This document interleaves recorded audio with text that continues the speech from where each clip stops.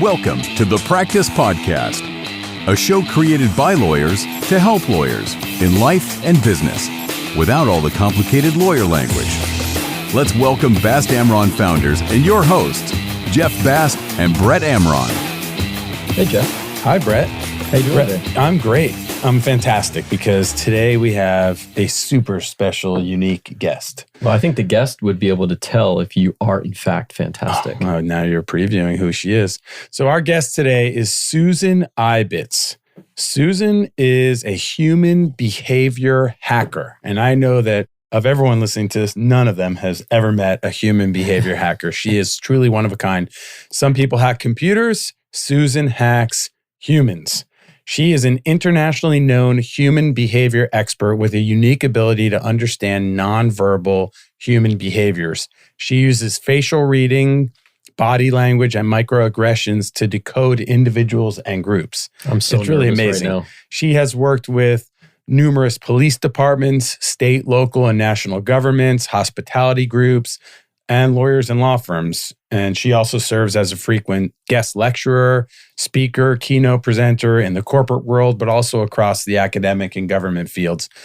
And this is an amazing bio. She's also a Level III Hostage Negotiator. She has a long list of impressive certifications and credentials, including Harvard Law School, Berkeley, fax coder training, and we'll just include a link to her bio in the show notes so you can learn more about her amazing background and career. And with that, I'm excited to welcome Susan to the podcast. I think you're missing a guest. I don't know what you're talking about. Hi, guys. Thank you for having me. Susan, thanks so much. Before we jump into what you do, I guess I would ask, how did you get into this field? Or basically, you built this field. How did you build it? If somebody already listened to me before, it's going to sound repetitive, but failing. I failed so terrible that I need to stand up on my feet. I wanted to be a FBI hostage negotiator and interrogator when I was 13. I don't know many people who want to do that. Someone to be ballerinas, fire department. I want to be a badass hostage negotiator because my dad was Italian, my mom was Jewish. And my dad and I, we shared watching The Godfather. He was reading to me and explaining to me how the family, one of our family tree, he just came from Italy because he was a godfather on that time. So I was fascinated with that and how they work. Why the consigliere on Italian mafia always sitting on the left side because it's connected to the right brain. So my dad, who never went to the uni, explain me all those things. And when you're 13, you get fascinated with that. So at the age of 17, I went to the unit and I found out that I'm highly, highly dyslexic. And 33 years ago, dyslexia was a disability. Now it's a superpower.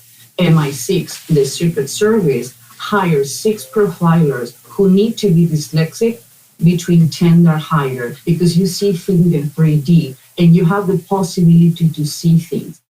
So at the age of 17, with all my dreams crashed, I need to build a new one. So why not to build a new profession, being a human behavior hacker? I grabbed my backpack, my parents signed my passport so I can travel around the world. I lived for 12 years in Europe, and 22 years ago, I came to the United States. I worked as a political consultant for 18. I wasn't the one collecting money. I always have this Darth Vader. That's what I do, the dark side of behavior. Teaching politicians how to talk, how to present, what words to use to influence. And 12 years ago, I get burned out and I start missing the adrenaline. So I'm weird and crazy. Who I need to work with? Lawyers. So now I work helping lawyers, doing trial consulting, helping sales rep, how to profile anybody in 90 seconds and get the deal done. So how to profile somebody in 90 seconds. So you and I have met before, but you've never met Brett, or have you? I mean, before this month. The camera moved. I have Brett out of focus. If we Yeah. move the camera a little. Yeah, I think I need to speak and then it'll move back. But for our listener, we have Susan on a Zoom on a video, so she couldn't see me for a second, but now she can. You and I have not met before today. Can you read Brett, or is that how it works, or what do you need? What would you need to do? Do you want to be read? I would like to say no, but I am being put on the spot. So I'm going to say yes. I am open and willing to do it. Does it matter? Does you need permission from him to read him, or? You have two kind of readings. You have a lawyer or a sales rep or realtor or somebody who need a profile of someone who either you want to be dating or you want to tie the knots, or the lawyer need a profile for the jury or the witness or whatever, or the other parts. So, but when you are in front of the person and person is aware you're reading, I have 4 laws. There are 4 type of people that you need to let in. The police, if they don't want a warrant and you don't say come up, they cannot come in. The devil, the demon, and myself. If you don't allow me, I cannot get in your space. Why? Because the person is going to be fighting the reading, because it's nothing more intimidating. It's like feeling naked on a crowd when somebody who doesn't know you sometimes tell you things that not even your spouse after 20 years knows about you. Right. So I want to be respectful. Now, you pay me and send me the picture, the person is not present, I can give you 50 pages, no problem. I'm a mercenary with that. Okay, so you can look at Brett, but if he's not open to it, then he might be modifying his behavior or his facial expressions or something like that. It's going to be resistant. It's like when you do physical therapy. If the patient is not collaborating, you're not going to have improvement. Right. Okay, fair enough. So, okay. All right, so you want to read him now? Okay, one of the things, facial reading faces, come first the micro expression and body language. Because it's not what your body does, it's the reaction to the way I communicate with you. Right. It's not what I want to say, it's what you want to hear. What Brad did when you said, when we are ready, he pressed the lips like he did now. Yeah. And he pressed the lips and make a fake smile. So that is nervousness. So relax. I promise I'm going to say only positive things about you. Only to start learning how these work together. Yeah. The reason I have all the fields together, I think I must be the only person who study all the behavioral together, because when one ends, the other needs to start. So that tells me about him. He's nervous. So my empath need to come up to do the reading. So the first thing I would tell you... Just for clarification, because most of the people are going to be listening. So what he did was he pressed his lips together, just for someone who doesn't have the image. He pressed his lips together. He pressed the lips together and make a clown smile. So he made... Right, I got you. He make the fake smile. Like a closed mouth smile. Right. So when people press the lips, imagine all the times that you don't want something come up from your mouth. Liquid food or words. So that's what he did. Gotcha. I'm nervous. Like, it's not that he is calling what he says. It's nervous because show fear. You can see the 2 muscles on the neck get tense when he did that. So he's nervous. He have fear because he doesn't understand the process because he never has been present. It's not that he fear the process. Right. Okay. Well, I am, the camera's coming back. I am ready as I will ever be, I think, to have this done. And then... You're not. You shrug your shoulder. Oh my God, you're so easy to read. See? I'm like an open book. I've been married for almost 23 years. I am an open book. And I love that when he says, I'm an open book, you open your arms and your palms. When we put our palms and our hands in front of the torso, this is the most sensitive part between your neck and your umbilical cord. Yeah. You can get an arm chop and you're not going to die, but if somebody hurts you in this part. So when we do this, when you open your hands, it's like you sincerely are open to be read. So those are the few cues that your people can get. Okay, the first thing I'm going to say is that you're going to be a really good candidate to be read. You process information faster. You don't tend to interrupt people verbally because you learn how not to do it. But mentally, you're going to make a shopping list in your head if the people go too long or tell you a story. People think that you're impatient or even maybe rude because you interrupt them with questions, but you need to speed it up. People go too slow driving, too slow talking, too slow speaking, too slow going wherever they need to go. And because you're always thinking outside the box for a solution, you need the people to give you the information you need to get things fixed before they hit the fan, or when they hit the fan, you tend to have a perspective how to fix those situations in a way that you ended up explaining others what are your concepts because they don't understand because it's too out of the comfort zone for that people. How I'm doing? I don't know, Jeff. How's she doing? I think you're pretty on target. The one thing I'll say is he's very good. He's a good listener. He does not interrupt people often. Dr. Easton says, one thing is learning not to interrupt verbally, but what happened in your head when people go to write? And he's nodding yes. Yes. So I guess I have 100%. I want to, right? Like you said, to cut them off, to ask the question, to direct the conversation. But I restrain myself and wait. Sometimes I will say, hey, may I stop you there? I have a question, right? And that's a big pet peeve. And Jeff said is a big pet peeve of mine, which is when people interrupt other people. Like my view is listen. Because you train yourself. What happened with face reading is I'm reading what your face is telling me. Mm-hmm. We learn our behavior. If you learn it at a young age, the advantage is you can correct it. But if you go into a stress situation, somebody who's near to your heart or is in your circle, you're going to start interrupting because you feel that you have the approval because it's in your inner circle. Now, when you go into your business, you understand that is the other person who needs to show up. But in your inner circle, somebody pissed you off, you're going to be interrupting. It's a lost fight with you. Yeah, and the patience part about when I drive, my children got to learn some very bad words at a very young age. So you hit that nail on the head. I've tried to become more patient as I've gotten older and older. So it's not going to happen. When you get older, I'm going to tell you something that's called gerontology. I studied in Zurich. It's fascinating. I studied the evolution behavior part of the gerontology. And it's the study what happens when we grow older, why we get more grumpy, or why we tend to get certain ideas. Everything that you see as around with you as we grow older, maximizing. So the good news is you learn how to manage. The bad news is not going to go away.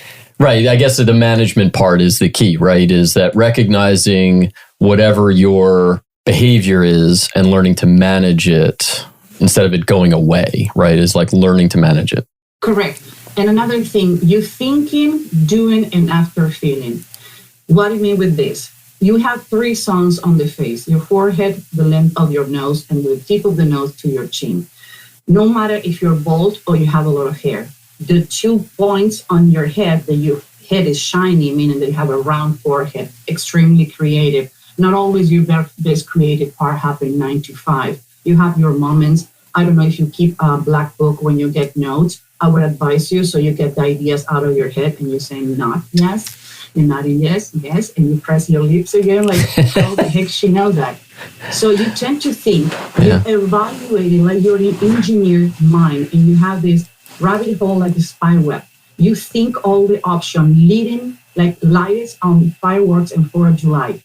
Automatically, once you have the plan and strategic done, you execute. The problem with that, because you don't pass through the feeling filter, is that you execute even sometimes without informing the other person because you're a fixer. You go to fix the situation. And what kind of lawyer you are? Litigator. So, yes, you're the perfect career. You're the perfect litigator. The problem is you go and execute, and sometimes the client, because nobody want to go to a lawyer or a provider. When they go, it's because they need to, not because you want to, except that you want to write a will. And even though people present resistance. So you are in the fixing mode. This client is on fire, and I need to be the fireman who fixed the problem. So you go to that, and clients come to you like, why you didn't tell me? Because it needs to be filed by 5 p.m. Okay, but you decided 24 hours before. You should have told me. And sometimes can happen, you have a problem in your house. Let's put it in an environment where everyone can relate if they are not lawyers. And your wife says, I don't like the window. The window's not working. The window's not working. The window's not working. You're not going to ask her how you're going to fix it. Either you're going to fix it or you're going to call someone to do it.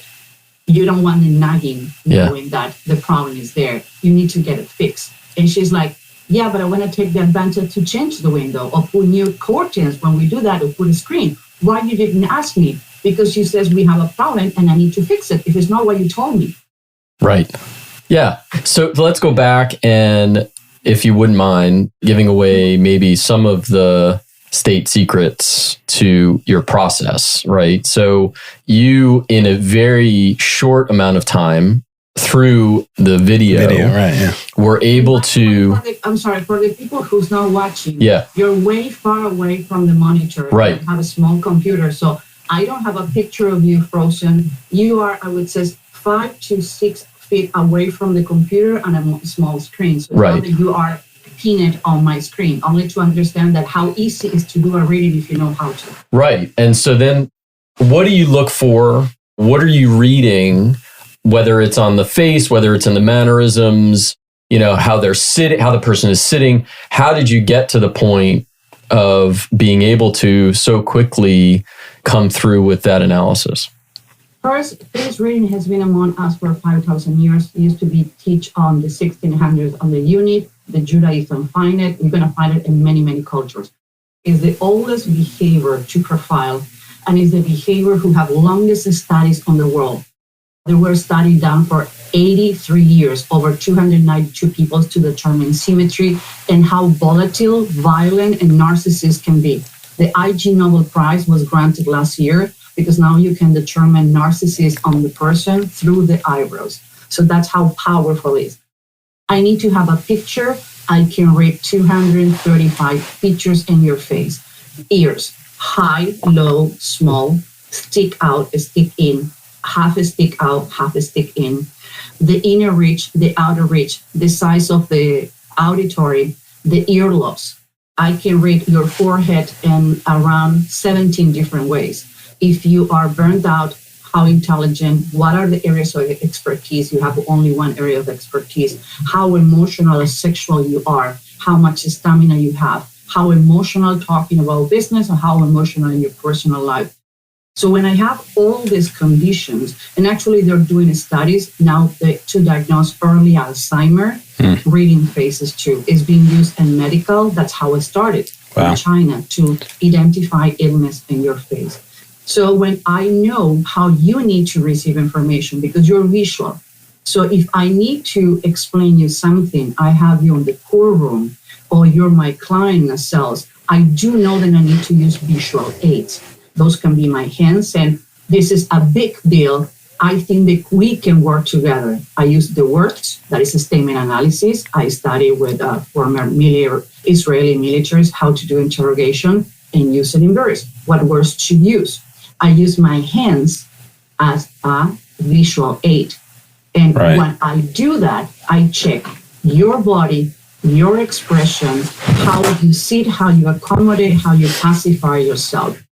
So to simplify, it's a broad of all the things together. But the first thing you need to learn is face reading. If I don't know how I need to talk to you, what I'm going to find out is that your body is going to be rejecting what I'm saying, not because it's wrong. I'm delivering the wrong way. If you have a pizza delivered from a helicopter, you don't have a pizza anymore. It's not a pizza. But if you have somebody giving the delivery in your hands, now is the right delivery. This is the same way. Right. So is there a way for our listeners out there? Is there a takeaway right now? Is there something you could tell us? Okay, here's what to look for. Is there some simple one? I'll give you guys Go a ahead. link. We are doing a 10-day challenge where for 10 days, when you register, you're going to receive an email and you're going to learn different features, how to use it, how to measure. And by the way, I'm going to put it out there. We are the only company doing face reading training and profiling in all the channels online. It's evergreen. You can participate. We have coaching classes. We help you. We send you homework, and you're being coached for 2 years with the program, because it's this you cannot learn it from a book. Right. Most of my students said, I'm not going to pay. You're going to buy a book. Guess what? 15 days later, can you please take me back? I cannot do it by the book. So it's not only that I can consult you, I teach you how. You teach people how to do this. So you teach people, but you also are available for hire. And you said in the beginning that you work with a lot of lawyers and law firms. Can you tell us a little bit about, I assume it's jury advice, jury consulting? You have two ways you work with a lawyer. One of the things that I say is, lawyers, do not call me after the depot. Call me when you have the depots. You have a strong client and strong witness on the depot. They're going to mediate. You're still going to have your money faster in your pocket and less stress for the client.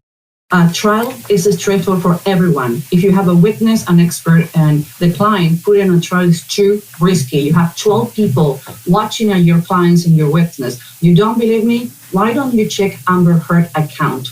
It's 10 million lower, and she's an actress. All the experts failed. Johnny Depp was better prepared. He was doing the right thing. So I can prepare your clients, your witness, even the expert and the lawyers how to do the closing-ended part of the trial.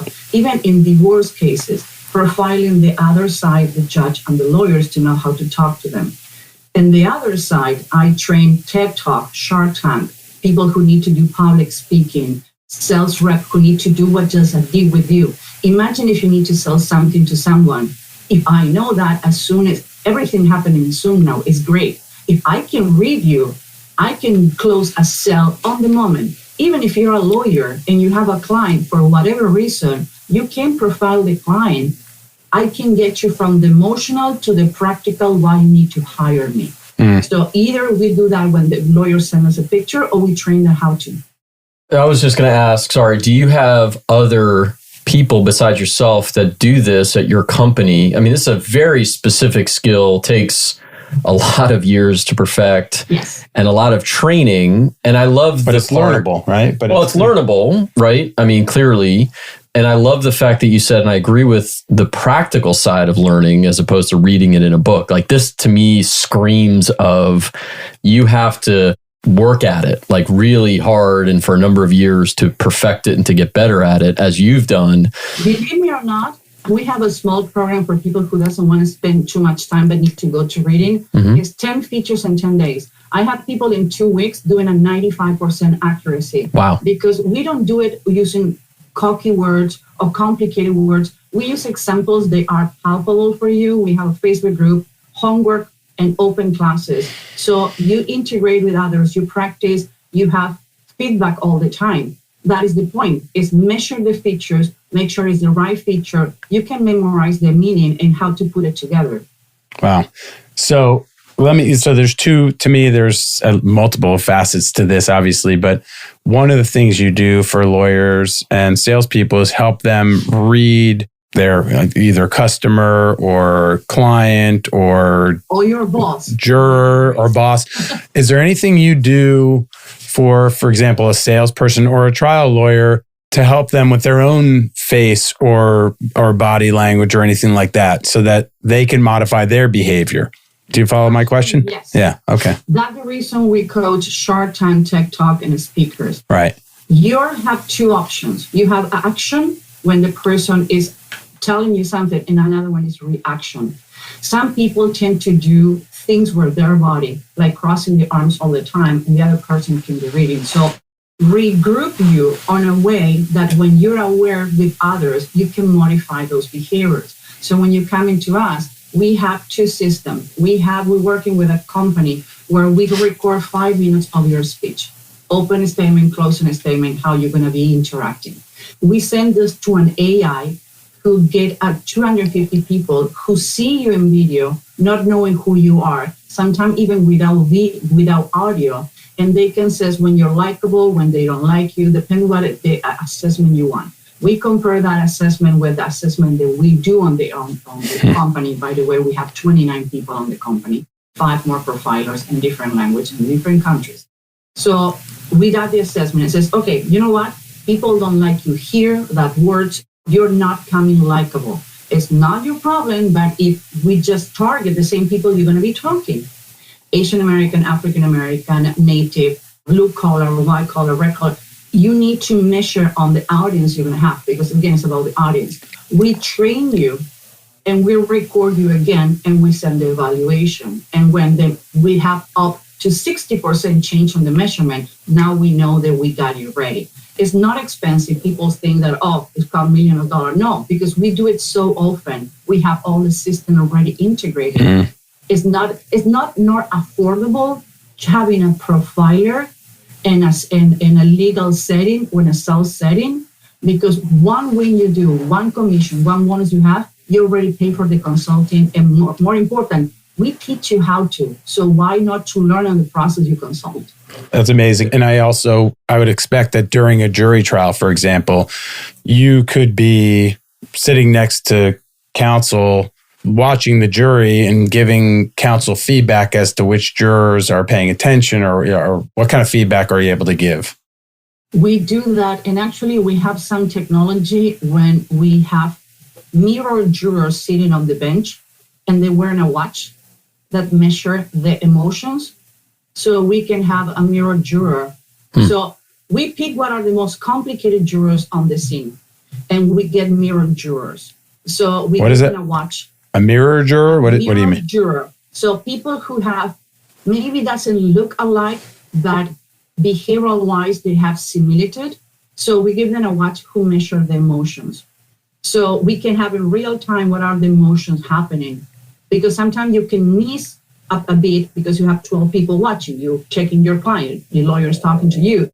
So at the end, we have a point that what are the places where people didn't like it, or we have a problem, so we can readdress the witness, the client, or the expert. That's where technology helps us, because you can have only one person like me sitting next to the lawyer, and you are watching 20 people happen at the same time. Right. So you're always going to be missing something. Now the happen in Zoom to me is great, because I capture the screen, I can do the evaluation in time. But in a big court where you're sitting here and the jury's here, if you're doing this all the time, they are aware and the other lawyer is aware.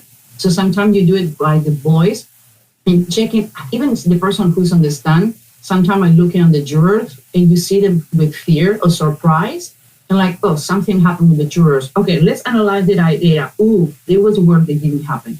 That's what we need to be paying attention. And you can also, I assume, help the lawyers read witnesses on the witness stand, as well as the judge, clearly, and even opposing counsel and, the adversary, the opposing party, to see what their reactions are to various things. Not only that, I can tell you how to piss off the person in front of you to lose control, because sometimes you need that. Yeah. We did that in political consulting. Yeah. I was telling, okay, you're going to have a debate. You need to use these words. Use pause. The person needs you to go fast. Say less. Use a lot of pause so that the person lose their marbles. And sometimes you need that. You need a witness to lose it, because everybody gets coached one way or another. So I can tell you, okay, that witness, that what you need to say, that what you need to do, how you need to behave. Sometimes play goofy. Play that you're not organized. That person is an alpha type A. Want everything in order. If you're not going in order, the person is going to lose the marbles. And you need that to show like, no more question, look like you cannot put yourself together. And the person is going to lose it. So sometimes you need that. Control is sometimes make the other person lose control. And most people can say, she's a devil. No, I'm that better. I have one more question, Susan. I think there are some sort of stereotypical body language that people say if someone's sitting there with their arms crossed, they're not open and things like that. Are those true? Can you generalize that way? Actually, I'm preparing a class. Funny, I have all the misconceptions and body language. Oh, what are they? How many of you have told if a person look to the right or look to the left, they're lying or constructing reality? Right. It's not true. Debunked 2011. Vander has done amazing fix in NLP, but this is not one of that. You need a baseline. I'm a visual person, so I tend to close the eyes when I need to remember or look up.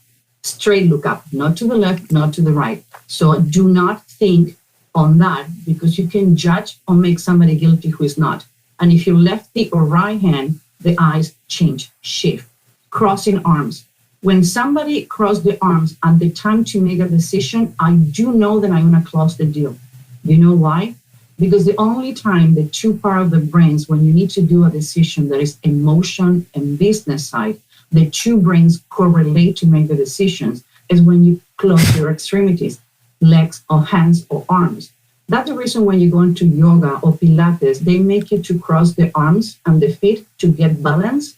Actually, if you do it without doing that, you lose balance. Why? Because your brain is doing this all the time, balancing all the time. So if the person, you need to be paying attention and be aware of what you says to see if the person crossed their arms. If you said the price and cross the arms and pull the body away and suddenly show like shrink on the nose, there is disgust or fear or surprise, now we have a problem. You need to readdress. But if the person closes the arm until the head and says, is anything else that you want to know or you need time to process? No, tell me more. And suddenly they do this, that is positive. So I'm sorry, I'm going to be rude with this, but if you're reading body language in Cosmopolitan, you have a huge problem. Every article to start, 93% of your communication is body language. I close the article. I stop the podcast. I don't watch anymore. You know why?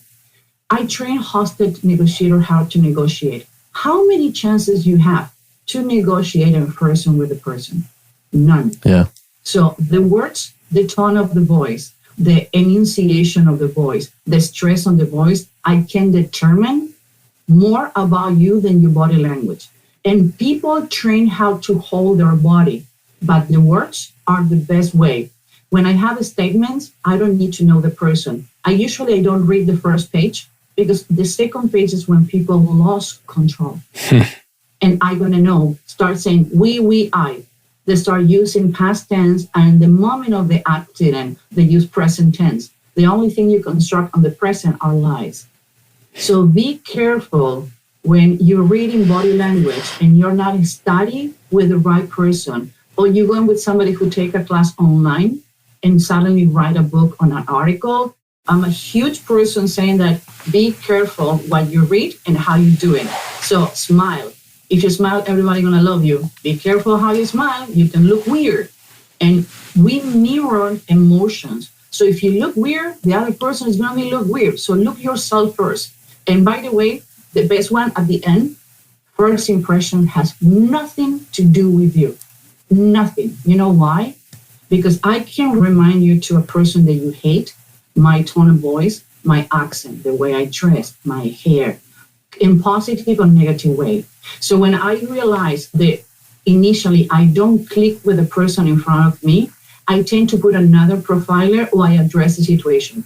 For some reason, you don't like me and we're going to need to work together. So can you tell me what are the emotions that I generate on you so we can address it openly so I am aware of that to not repeat it? Or I'm going to choose to put you on another profiler because you're the most important person in the room. Know my ego, your needs. And people are like, you know what? Now that you says, you have the same lipstick color than my mom. Can you avoid to use it? No problem. I change the color. That sometimes is so simple to address the situation. I mean, this is so fascinating to me. I feel like we could talk for hours. You've debunked a few things, like you just said, on body language and being primary, right? But I think that there's, even at a more simplistic everyday level, the ability to read the room, if you will, right? Like that's always the step, like be able to read the room, you know?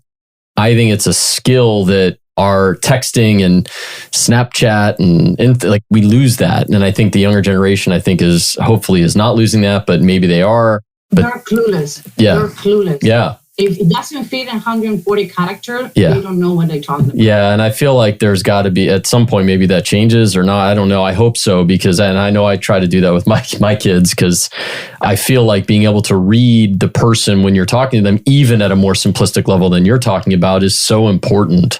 And what you do is fascinating to me and can be so useful on so many levels. Thank you. This has been phenomenal.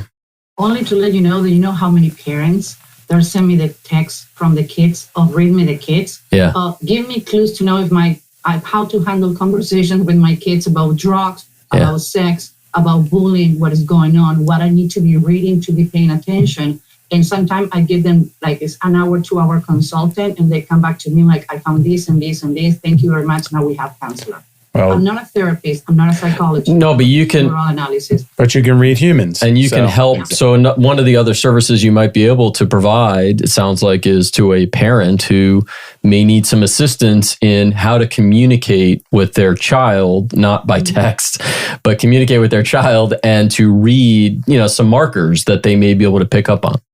To lead a productive conversation, you don't react, because parents tell me the truth. They're not going to talk. Right. You need to lead them to put their food in their mouth. And I says emojis are the body language for technology. You can read the emojis and what is the meaning and what emojis you need to send to your kids to level with them. Right. Yeah. Fascinating stuff. Susan, I feel like we're going to need to have you back on the podcast because this was, I have so many questions still I want to ask, but we're going to wrap it up here. And then we would love to have you back if you would be so kind as to join us again. Susan Ibitz, the human behavior hacker. Her information is in the show notes. We'll also include a link to the 10-day challenge. That's a fantastic idea. If you like this podcast, please give us a 5-star review. Share the pod with your friends and family. Follow us wherever you listen to your podcasts, and we will see you next time. Thanks again, Susan. And thank you, Nelson. And thank you, Nelson. For more information on this show and other resources, visit bastamron.com and connect with us on LinkedIn, Facebook, and Instagram @BastAmron.